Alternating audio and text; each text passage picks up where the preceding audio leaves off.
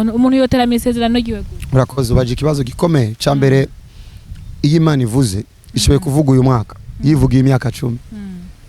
Imana irateye ubwoba imvugo yayo imeze uko imeze cyo kubwira umuntu uyu mwaka ndaguye imodoka ariko iyo modoka vy'ukuri izo itanga imyaka 3 ariko yagomvye ko muri uyu mwaka uyu muntu yiyegereza Imana bihagije kugira ngo bikunde ko abandanya nayo urugendo kuko ivuga muri objectif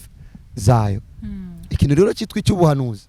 kiri tellement complexe Imana ibwira abisirayeli zoza ko batabara imyaka 1000 irarenganye n'Imana ivugo y'Imana iragutse ahubwo abantu baca bacika intege n'abantu badafise urukundo ku Mana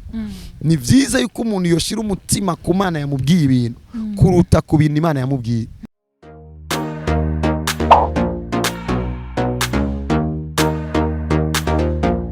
Kazwa TV. Yes, reka ndabaha ikaze mwese muriko muradukurikira kuri Kazwa TV. Nizera ko muri benshi cyane muri hano mu gihugu cacu ndetse no hanze y'igihugu. Hari abantu badukurikira batari mu gihugu cacu ariko bagashobora kumva ikirundi. Aba bose tubaha ikaze, tubakire cyane kuri Kazwa TV. Tubabwire ngo turabishimiye cyane. Akaba ari rya mbere ugure TV yacu, ukaba utaragira subscribe. Twaga tugusabe ugire subscribe bishobose ugire commentaire. Uvuge ingene vyagenze haraho gukosora canke haraho kwameliora ivyo byose turabishoboye ariko hosi nimba ushobora no kuba umubonye umutumire wacu ukabona yagufashije hosi ni vyiza ko partage kugira ngo na cyane cyane ukora umukozi w'Imana kugira ngo ubutumwa bwiza bushike kure.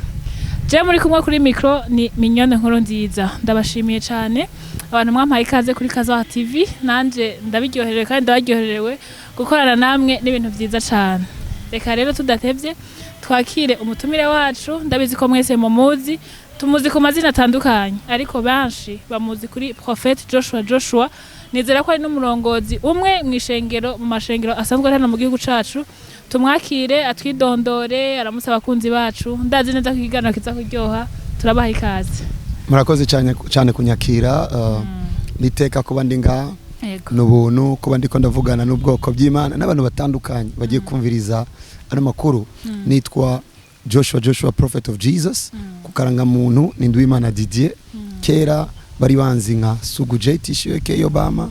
ariko uyu munsi vuga ngo n'umuntu Imana yagiriye neza kugira ngo abe igihimba mu mubiri wa Kristo ashoboye kugira icamariye ishengero rya Kristo mu Burundi no kwisi yose. Yego turabashimiye cyane ko namwatwitavye. Je ndabashimiye cyane kubona mwanyumviriyeko. Yego Prophet Joshua no muntu abantu benshi bakunda kubonera kure ndavuga kuma media kuma réseaux sociaux. Prophet Joshua ninde kuva mu ntango z'ubuzima bwiwe gushika no munsi? Prophet Joshua no Murundi yavukiye nga muri kino gihugu hama yiga amashure yo mu ntango muri quartier 3 mu Ngagara kubera amagume nibiye bitandukanye bandaniriza kuri Jumuiya mu Buyenzi subira kandi kwiga mu Kinama hama ndongera diplome ya electromécanique kuri lycée technique Saint-Luc. Uyo niyo carrière y'ubuzima bwo mu muryango munini w'abana indwi umunana kabatakiriho tudasangiye papa na mama. Hama kandi uyu Prophet of Jesus Joshua imbere yuko ashika kubicari uyu munsi urugendo rwabaye rurerure yabaye muri kino gihugu azwi nk'umuririmbyi yaririmbye indirimbo zitandukanye yaririmbye Hamida ndagukunda amwe na Dr. Cloud Kisa Dema na Farias n'indirimbo nyinshi zashoboye kumenyekana muri yo carrière y'indirimbo yashoboye gukora ama spectacle mu gihugu mu ntara hagati muri kino gihugu nyene muri South Africa mu Rwanda muri Congo Uganda n'ahandi hatandukanye. Uwo yahora yitwa Sugu J mu buzima bwiwe bwo kuririmba yashoboye no kubaho mu buzima bwihishije bwo gukorana n'isi y'umwiza aho twashoboye gukorana n'aba diamond mu nzira zitandukanye. Mu nyuma yaho Imana iyo ikwiye gushigwa hejuru no guhimbazwa iratwiyumvira ko iradutabara kuko nitwari kwitabara iduha agakiza mu mwaka wa 2012 niyo nakiriye umwami Yesu Kristo ninjira mu buzima bushasha. Ubwo buzima nca mu bitandukanye bitoroshe mu ishure ry'Imana kugira ngo shobore kunkura mu bidakwiye isigaze mu ivyayo no kushira mu ivyayo iciraserura ivyo abantu bariko barabona uyu munsi. Mu mwaka wa 2018 niho nubatse n'umudamu mwiza yitwa Keza Vivian tukaba dufise abana babiri turindiriye wa gatatu bivana n'umunsi warabiye ku ikiganiro ukiravye muri kuno kwezi kw'icumi mu 2013 bisigura ngo turamurindiriye ukiravye mu myaka iri imbere uwo mwana azoba yakuze nyagomba kugira ngo umuntu azova arindiriye uwo mwana kandi amaze gukura kizoja kubo hama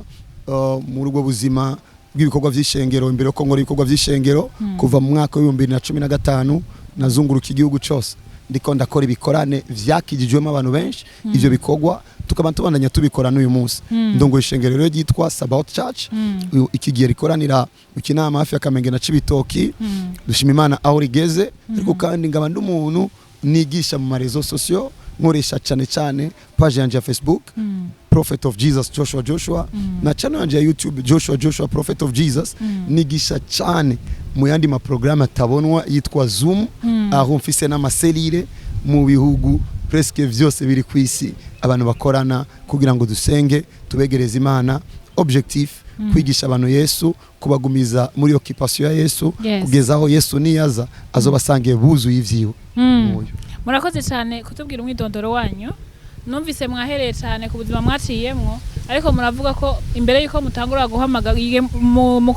gukorera mu muhamagaro wanyu hari aho mwaciye ubuzima butari bworoshe nibaze ko kahuya ya muzika nikihe kintu catumye muvayo mukaza mu gukorera Imana mu muhamagaro canke nimwe mwabihisemo nari guhitamo sinari no kubihitamo nari umuntu apinga cyane abaporoti nakuriye muri Catholique ndaheba ivyo gusenga ninjira mu isi y'umwiza na hamwe nari kwiyumvira na gato baporoti mbere nari mu bantu babatuka iyo numvise umuntu avuga mu ndimi navuga ngo bano bantu bivugira amazina y'abakinyi ngo rigobersonge urumva ko byari bigoye ko ndabizamo ariko iyo uronse ubutumire bw'umwami ni Yesu Kristo yabinzanyemo nani umuntu yambyiye ubutumwa simbona n'ukuntu bari kubumbwira ariko mu ndoto niho nagendeho mu ndoto ndabona nderekwa ubuzima bubi nari ndimo mvyutse musohoka hanze mvuga indoto n'izigiporoti ngarutse mu cumba nashikiye ku mavi ndiko ndarira inkomezi zabitumye sizi wanje ni Kristo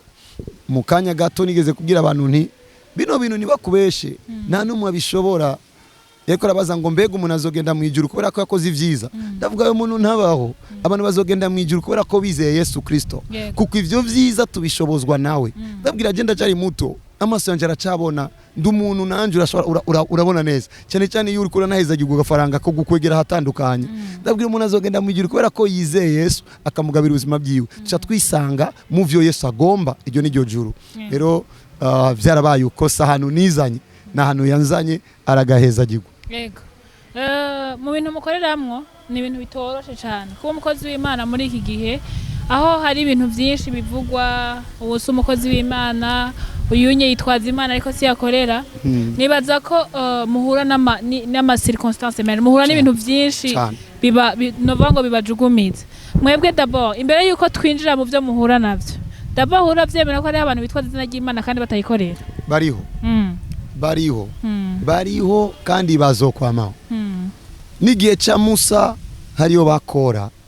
igihe ca Yesu na Yesu baramwisa amazina nico gituma Yesu yaciye avuga ngo mureke bikurane kubera iki bavuga ngo umubivyi yabivye imbuto nziza ama mwijoro umwansi ateramwo ugwamfu ateramwo mbi bacambwiye ngo tuzirandagure avuga ngo bireke bikurane kuko nawe nyene bamwita uwo mashetani acavuga nimba bazorandagura nanje bari kundandagura nga reka rero bikurane nzoza jenera bitunganya bariho ariko nta mwanya noronka wo kwicara mvuga kuri abo kuko icyo no hitamo niki nuko no vuga ubwiza bwa Yesu abantu bakabona ubwiza bwa Yesu n'ivyamwa vya Yesu bagaca bamenya bonyene aho badakwiye kuja no bakwiye kuja ariko nk'umukozi w'Imana nkanje gaca nangura kwicara kanakasiwe uwo muhamagaro ntubaho muri Bibiliya hari amabango 5 intumwa zatumwe kwande zatumwe mu bantu bavugishwe kwande ku bantu batwara ijambo ry'Imana bavuga ubutumwa bwiza ku bantu abungere baragira intama abigisha bigisha ishengero nta muhamagaro numwe w'ubusutwa nta muhamagaro numwe w'urusaku nta muhamagaro numwe wo kurobanura ariko mu ngabire hacaba ico bita ingabire yo kurobanura imwemu uwo muntu arobanira imwemu ni kubera iki edaire iyo ngabire iri ku muntu wese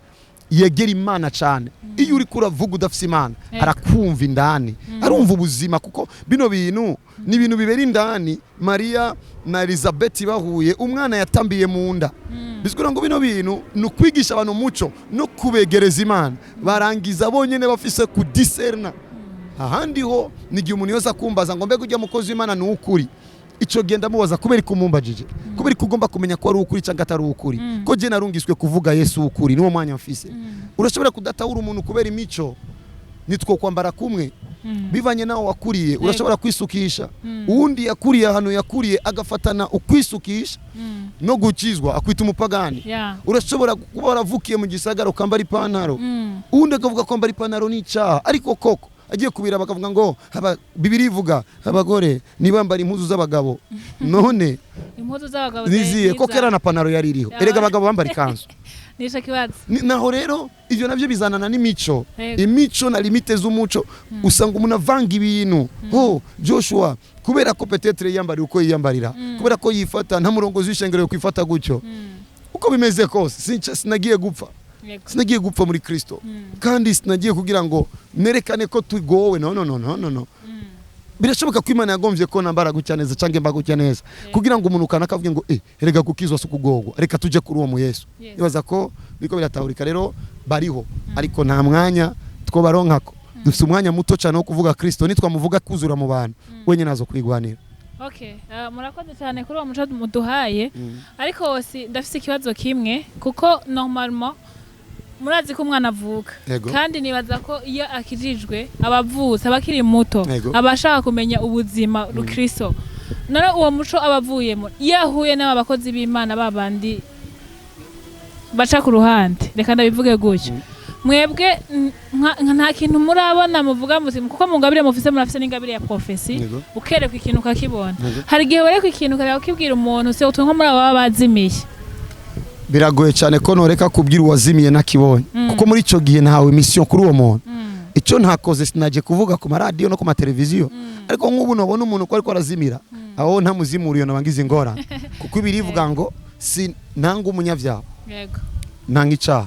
kandi umunyavyaha ninakubwira ngo umuburire ukanga kumubwira agapfa, amaraso yenzo yagwarurako. Bisigura ngo ndihuta cyane kuvuga, kandi ivyo nivyo dura n'abantu babarahuye n'abasambanya, abakora deliverance babasambanije, barahari ivyo bintu biriho. Ariko tugiye kubivuga cyane ku radio tuza dusanga abantu tuko turabatera ubwo bagume bitega ivyo, tubabwira inyishu za Kristo Yesu.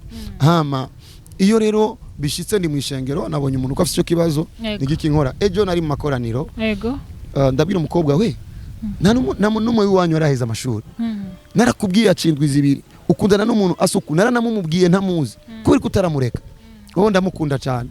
uwo muntu namuhanuye kubera iki? Kuko nabonye ko bishoboye gutuma atarangiza amashuri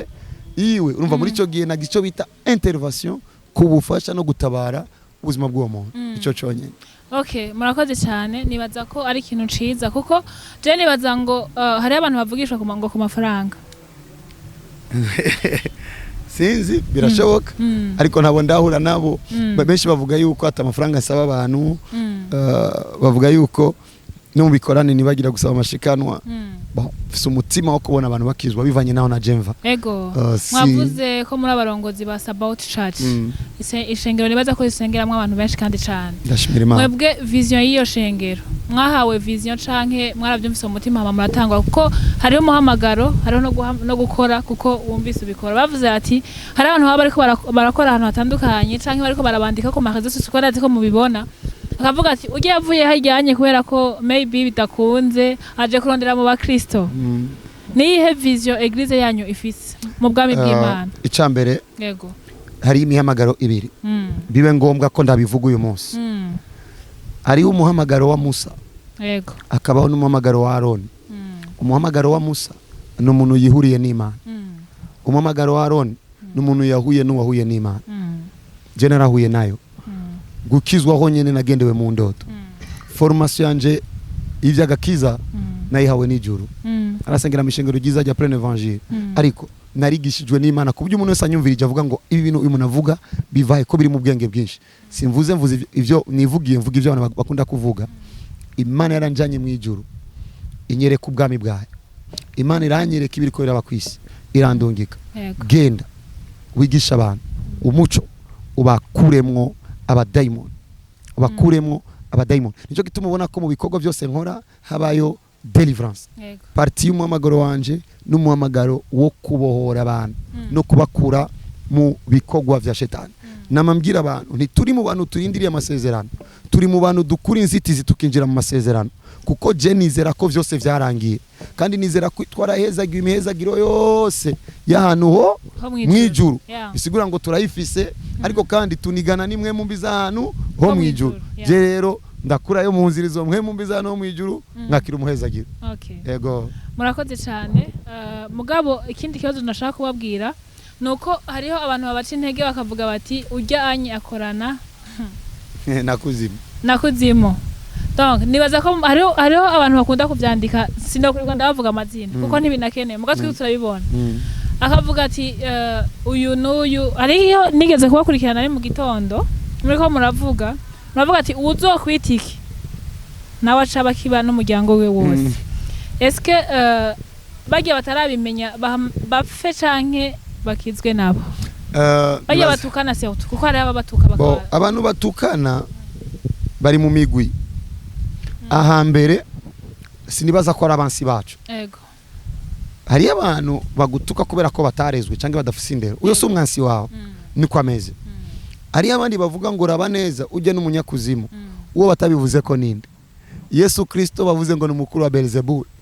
Uwo ni Yesu bisende, umukuru wa Beelzebul, umukuru w'abadayimoni. Yesu agaca avuga ngo nimba bagiriye guca igiti kibisi bizogenda gute kucumye? Bisigura ngo nimba baramuvuze baratuvuga. Ivyo rero naco vyombwira kuko ndiko ndatera ikirenge mu ca Kristo yiswa amazina. Yego, ico naco cahajya navuze ngo abakwisi ico kintu kibagarukeko. Nariko ndatanga umuco ndavuga ni kubera ko abantu bo kwitimbwa. nico nyene ni kubera ko abantu bo kwitimbwa. Nariko ndasigura icari cyo imbwa mu isi imwe. Imbwa n'ubusambanyi. Ndavuga umuntu aguma bivuga nico kimwe n'umukinzi ariko aratongera amajambo atariyo, usamaye ushibe gucikaco. Rero ndavuze kuko mu isi imwe mu habaye ico bita antibal cange sitko no cita dom de fer Israel ikoresha. Ni kintu ushirako kugira ngo nibigomba kumusunika uyu muntu bireke, kuko umuntu akubahuka bivanye n'amajambo akuzungurutse. Nushobora kuba ufise protection ya ONU, umusuma ave kugukorako aziko satellite kuriko. Iyo rero tuvuza amajambo tuba turashirako dom, tuba turashirako protection, bituma ugomba kuvuga atinya kubahuka kuko umuntu ari vide ahonyogwa n'uwari we wese. Bo yore tuko turakujya su mutima mubi, tuba tugomba yuko abo twigisha, abo tubwira bamenya yuko bafutswe. Nico gituma Yesu avuga ngo mwisi muzohura n'amarushwa, handi bavuga muzohura na tribulation, ariko akacarangiza ngo ariko muhumure naraneshe gisi.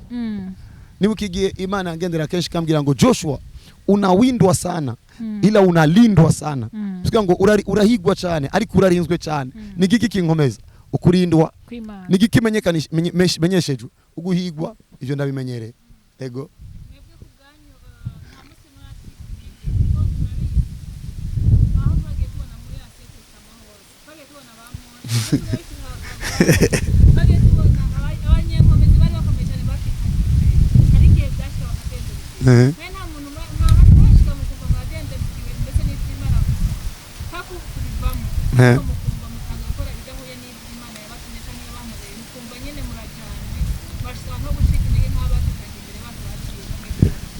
si ntibirashika ngo mve mu nzira yayo,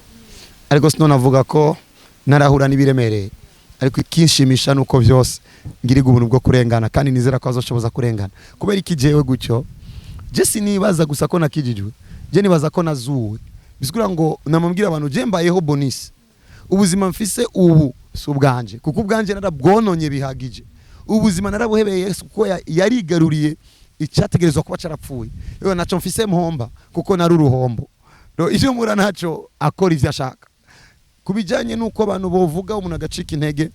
bishika gake cyane uko nocika intege kubera abantu, kuko biragoye cyane yuko buri inshuti ya president ucuti nyanyumba 10 biragoye cyane, bivana n'ubucuti ufise n'Imana, bivana n'ubusabana umuntu uboragiranye niyo Mana. Muri byo icambere nico. Icya kabiri ndi umuntu rero adakurikirana commentaire bizarre, donc uravye no kuri page yanje ubona ko nandika singaruka muri commentaire. Prophet Joshua bati nta kuntu umuntu yokwitwa Joshua ni imwe murambona mu commentaire ngo kubera iki Joshua pourquoi pas Prophet Joshua ariko Joshua okay biraryoshe cyane iyo uhuye n'umuntu ugasanga yitwa Manirakiza Joshua yitwa nde mu bisanzwe Manirakiza Joshua yitwa Joshua kuko Joshua yes biri kuri benshi peut-être kuri jewe gusa niyo babivugirako andi naho birivuga ngo Imana ivuga rimwe umunyabwenge akumva kabiri nimba numvise kabiri hama ikindi naco izina Imana iriho umuntu kwibigomba Imana niyo yashimye ko ritwa gutyo bisanzwe kukaranga muntu wanditswe Imana Didier ibyo navyo uyu ashoboye kuzana icyumvira iki ariko sinibaza ko bari bakwiye gushira ko deba kuzina Riundi yambwiye ngo ndafise amazina menshi cyane Mr Spirit ibyo by'umwubatsi facilitator musi bazomenya ibanga ryo kwatura bagacamenya ko turi mu Burundi bavuga ngo izina n'iryo muntu nibazotinya kwiyita amazina abantu bo bita kugira ngo acikebo kuko icyo bakwatura ko nicyo cika ego Tako tugenda tuvuga kuri ibyo nyene vyerekanye n'umuhamagaro wanyu ariko si hari igihe navuze ko hari igihe ushika hano gacika intege byanse ukumva aho bivamo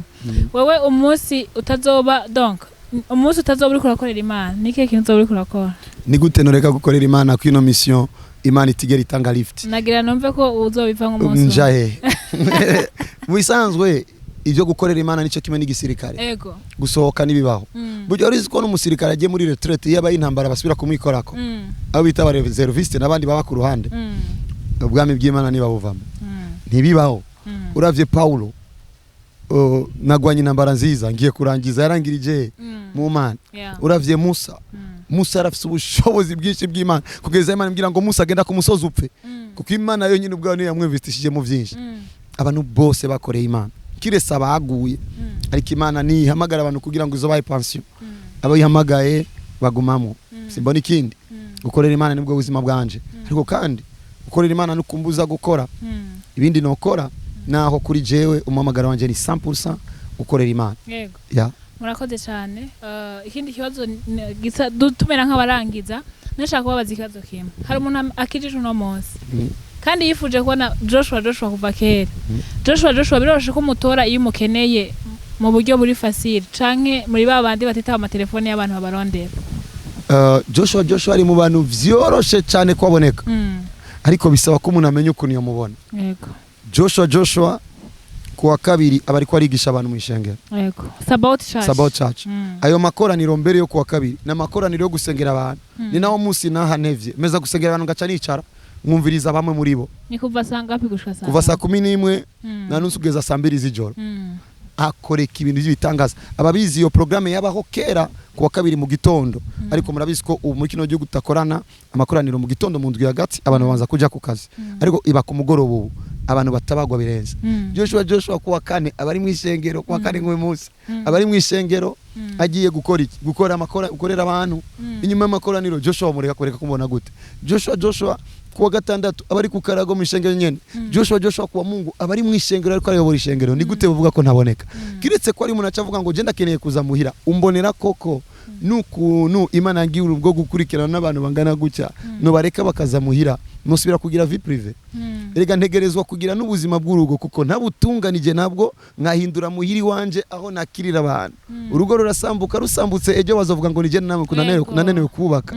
gusa ndumuntu afise urutonde ibintu bipangwa ku rutonde bavuze ngo sinitaba telefone ndazitaba ariko mfise WhatsApp imwe no kuyasa sigaye ngira ubwo kuko shibe kuyugura ngasangamo message igihumbi nawo wowe umuntu umeze gute ndashobora kuzishura zose nishura le maximum que je peux ivyo nshoboye ariko ndumuntu aboneka nk'umuntu yosanga nganicaye niyo bambonye yo bakubonye ariko hari abagushaka mu buryo buri special ugasanga iyo minsi maybe ntimuhuje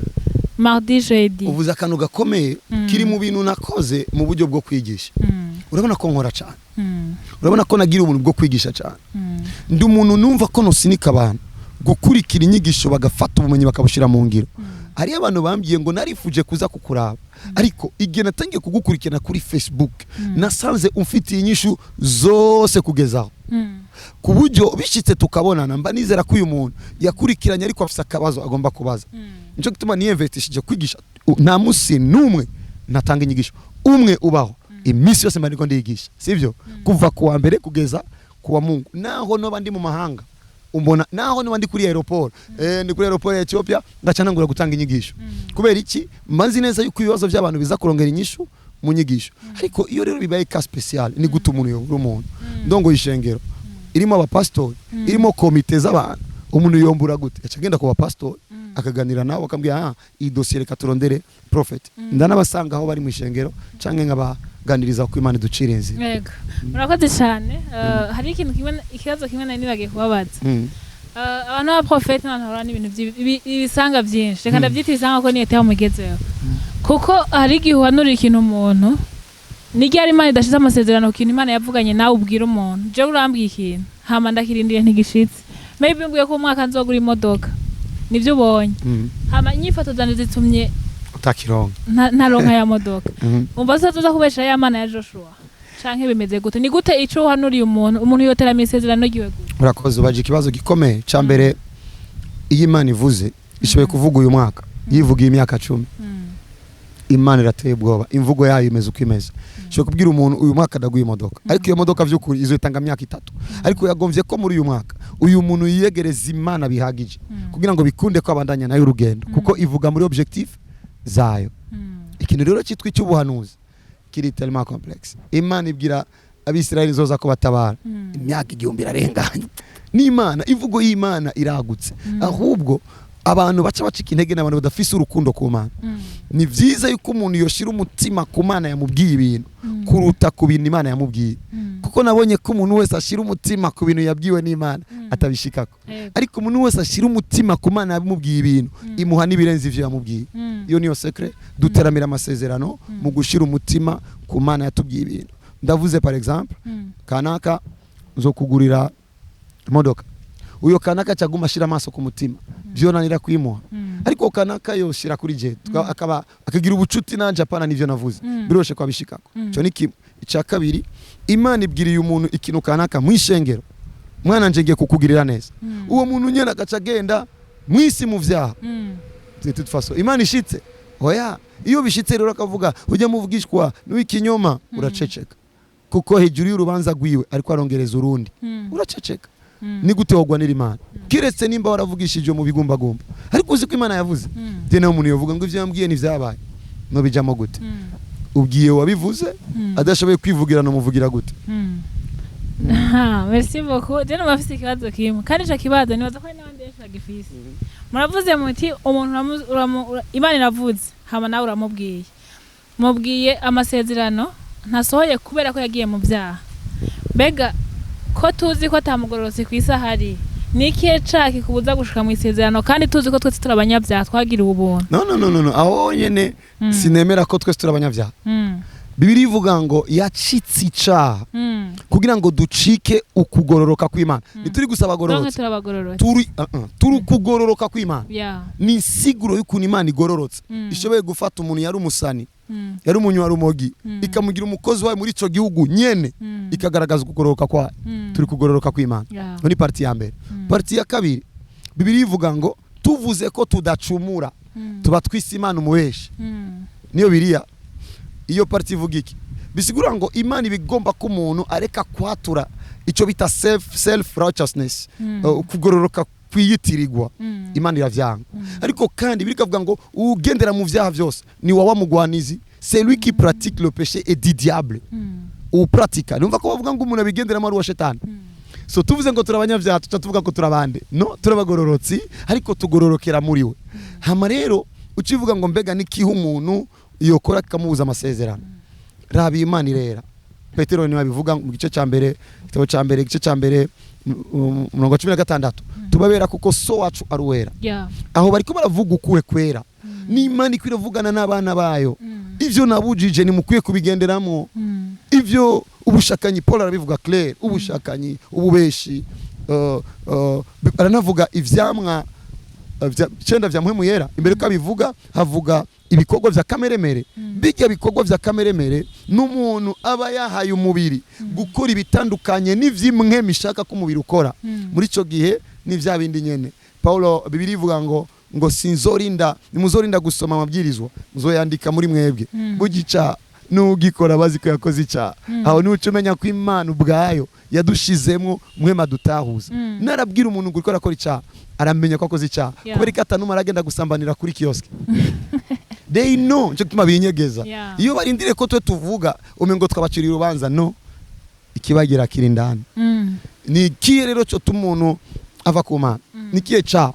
ni gihe umuntu atangiye gupratika icyaha atangiye kugendera mu bitandukanye n'umuco w'ijambo ry'Imana umuco w'ivyo Kristo yatugeje hama akabigumamo akanga kubivamo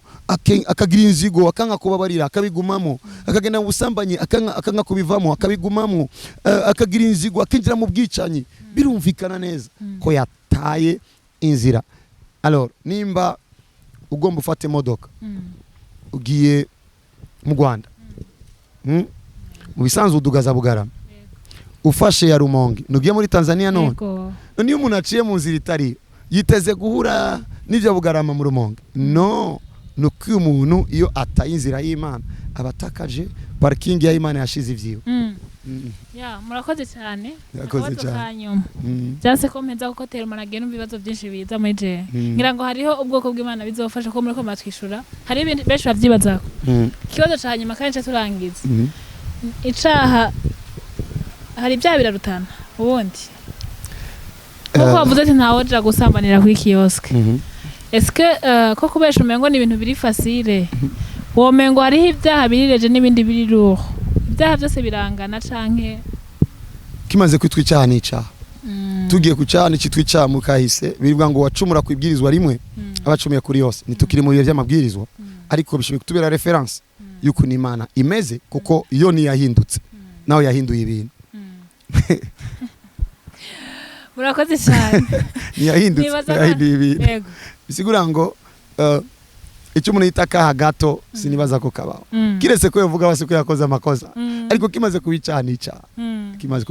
kubicaha murakoze cyane usarika mbabare gato vuge kandi Bibiliya ivuga ngo ariko ushaka nawe acumuye ku mubiri wiwe ahubwo uburemerezi bw'icyaha bumatanye na direction igiyeko usambanye yacumuye ku mubiri wiwe ari wundi acumura akaba acumuye ku muhemu wiwe bose bacumuye ariko ifise consequence nini n'ubusambanyi kuko yabucumuriye ku mubiri wiwe so ko ari icyaha kinini ariko gifise consequence nini bivanye na direction yagitumberejeko. Prophet Joshua mwibaza ko hari ikintu tugatubwiye abantu gukurikirana kimwe cyonyine ndi mwisi kugira ngo mvuge Kristo ndi ngaha kugira ngo Yesu Kristo yamamare nagomba mbwira umuntu wese ariko arandaba vy'ukuri na hanu haba Imana itokura umuntu na hanu heza Imana itomushikana Imana yaravyorohereje mu rugezo ruteye ubwoba yafashweyo iravyiterurira kugira ngo twebwe tugumane ikibanza cyo kwizera cyo gutuma birivuga ngo uwaturisha kanwa kiwe yuko Yesu ari umwami akizeresha umutima we kw'Imana yamuzuye mu bapfuye ngo arakizwa andi bakavuga ngo uzo kwambaza izina ry'Uhoraho wese azokizwa. Iki nagomba ndakibwira umuntu ariko aradukurikirana nimba utarakira Yesu vuga gusa Yesu Kristo uri umwami ngwino mu buzima bwanje umbere umwami n'umukiza kuva uyu munsi ndakwakiriye ndakwitiriwe amen. Icyo nicyo numva ko novuga. Prophet Imana ibahezagire cyane. Muhezagirwe cyane kandi mugibeza n'Imana. Mwakoze kuko nibaza ko nara prochainement nituhabarondera muzotwita. Zozaniruka ari kuvuga Yesu uzozinduka. Murakoze cyane. Mwakoze cyane nawe. Umunsi mwiza wewe. Merci.